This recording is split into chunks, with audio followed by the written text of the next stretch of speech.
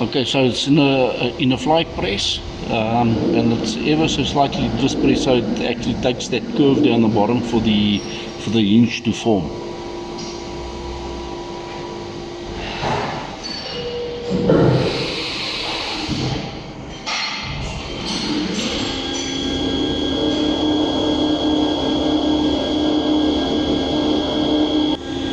Okay, so yeah, there it's formed. Now it's just a question of knocking it out, and now I'm going to do the other side.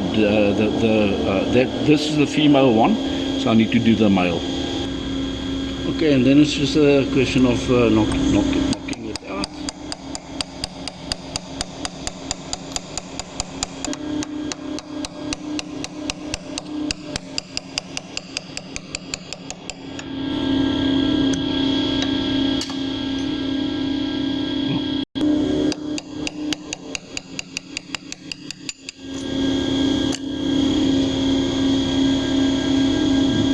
Okay, so there it's formed.